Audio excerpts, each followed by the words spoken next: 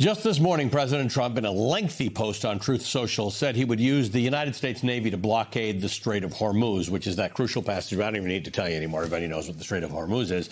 The important part is that about a fifth of the world's oil flows through there. Trump wrote in part, quote, effective immediately, the United States Navy, the finest in the world, will begin the process of blockading any and all ships trying to enter or leave the Strait of Hormuz. I've also instructed our Navy to seek and interdict every vessel in international waters that has paid a toll to Iran. No one who pays an illegal toll will have safe passage on the high seas. I don't have time for this right now, but it's just worth noting that Iran mentioned it was going to put a toll on all the ships that go through, which would be super illegal. And then Donald Trump suggested that they make it a joint venture, and Iran and America both charge a toll to ships, which is also super illegal. And now Donald Trump has decided that that's illegal. That's your president for you. The Strait of Hormuz has proved to be among the most important factors in this war with Iran. Again, I'll remind you, Donald Trump wants the war to end so that the strait opens. The strait was fully open before Donald Trump started a war with Iran. And it's driven up oil prices around the world. It's led to an energy crisis in some countries.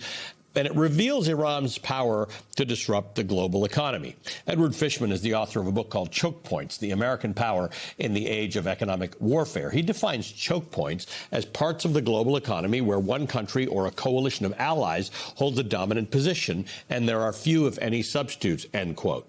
Now, when Fishman first wrote his book, and by the way, in his book, he talks a lot about Iran specifically, but he was writing about one type of choke point, financial choke points, like the sanctions that the U.S. had used to try to exert influence on Iran.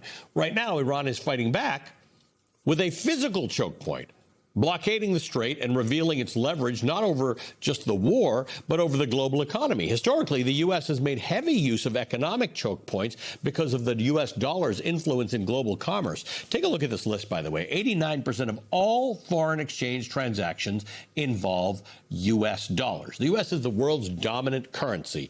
It makes sanctions by the United States uniquely effective. In fact, the economic warfare itself was designed as an alternative to war. It's just better than physical wars in which people die. Trump was frustrated by its limitations, however, because economic warfare has not resulted in the fall of the Iranian regime, but the current literal war with Iran could actually undermine the U.S. capacity to coerce its enemies through economic warfare. The so-called petrodollar system, which prices international oil transactions in dollars, was devised more than 50 years ago in a deal between the United States and Saudi Arabia. Under Iran's new toll booth system for the Strait of Hormuz, though, commercial vessels are being charged fees in Chinese currency, as China's global prominence challenges U.S. dominance. Iran is also charging tolls in cryptocurrency to ensure that they can't be traced or confiscated because of U.S. sanctions. Notably, using both of those things allow Iran to bypass the U.S. dollar and avoid U.S.-imposed sanctions. Meanwhile, the U.S. has undermined its own sanctions regime against Russian oil to deal with the oil shock that's caused by the war in Iran. Iran is weakened, but it holds the cards. Fishman says that this war shows us that, quote, it's not just great powers that can use choke points to hold the global economy hostage. Smaller powers can do so, too, especially if they're willing to use military force to back it up, as Iran has accomplished using drones and other asymmetric weapons. Oftentimes, the alternative to economic warfare is not peace. It's kinetic war. I'm joined now by Edward Fishman, Senior Fellow and Director of the Center for Geoeconomics at the Council on Foreign Relations. He's a former Russia and Europe sanctions lead for the U.S. State Department. And again, he's the author of the important book. You should really read this book, Choke Points, American Power in the Age of Economic Warfare. Good to see you, my friend. Thank you. Good to see you, too. What an interesting story, because you've actually written a book in which Iran and the use of sanctions against Iran was novel and is central to your book, that it led to the Iran nuclear deal in 2015 that Donald Trump got out of in 2018. And now Iran is literally using a choke point, a physical choke point, and it is far more disruptive than anything you would expect. That's right. And I think in many ways, Iran learned from the experience of being under financial sanctions for decades, right? What did the U.S. do? We used the power of the dollar, as you showed in that great graphic, almost 90% of foreign exchange transactions, to go around to countries like China and India and say, if you don't stop doing business with Iran, we're going to cut you off from this key choke point.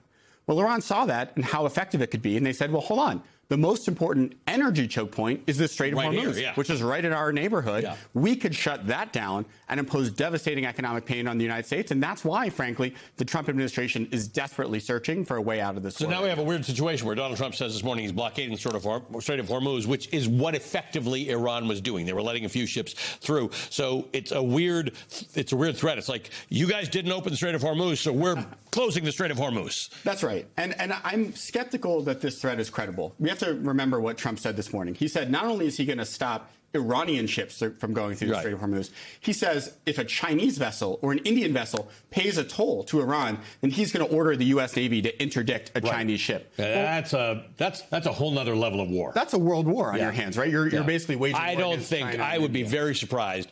May there be some wood that we can touch here. There's no wood in this new studio. That the U.S. military should be involved in interdicting a Chinese vessel because they paid Iran a toll. Whatever, it would be a completely illegal toll. There's no question. 100%.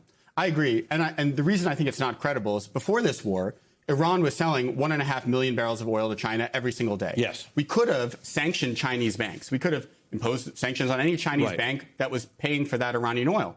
We didn't do that. Yeah. And why? And this is interesting. It's because last year, the most important act of economic warfare, again, wasn't won by the United States. It was won by China. Right. When China cut off the U.S. access to rare earth minerals in April of last year, this is a resource where China controls 90% of the global supply. Within weeks, Ford started shuttering factories that were producing its SUVs. Yep. So China, like Iran right now, showed that it also has choke points that it can use to impose pain on the U.S. economy. This is kind of interesting because America used its financial choke points to get the Iran deal, which was largely lauded as a good deal. Donald Trump pulled us out of it. Seemed to want to get back into some sort of deal. It's kind of like NAFTA, right? He kind of just wants to make another deal that has his name on it. And this has gotten out of hand. He has somehow let this go. It became a real war. And now Iran's got this choke point. And this is not lots of people have real reasons to dislike America's government and Iran's government. But Iran seems to be holding the upper hand in this moment. Oh, for sure. I mean, the goal of this war at the outset was regime change, very clearly. I mean, on the first day of the war, Israel and the United States eliminated the leadership of the Islamic Republic, including Ayatollah Khamenei. I think the assumption was that it was a shallow state. That once you took out the upper echelon, people would rise up and you'd have regime change. Well, that hasn't happened. What's the goal now? The one paramount objective is to reopen the strait, which, as you rightly note, was open before the war started. So the Iranians now have got to the U.S. to the position where we are negotiating under economic pressure. So they've totally turned the tables on us. And what I worry about, though, Ali, is that the type of deal that Iran would take right now is worse than the Iran nuclear deal. 100%. Worse, right? And is Trump going to be willing to do that? He might be humiliated if he does that. And so I worry that the logic still points in the direction of potential military escalation, where the U.S. may be pulled into another ground war in the Middle East. What a remarkable situation we're in. But it does make reading your book very important because there's a lot of deep background in there that is very relevant to what's happening in this moment. So thank you for writing it. Edward Fishman is the director of the Center for Geoeconomics at the Council on Foreign Relations. He's the author of Choke Points, American Power in the Age of Economic Warfare. All right, coming up, polls close in just over an hour in Hungary.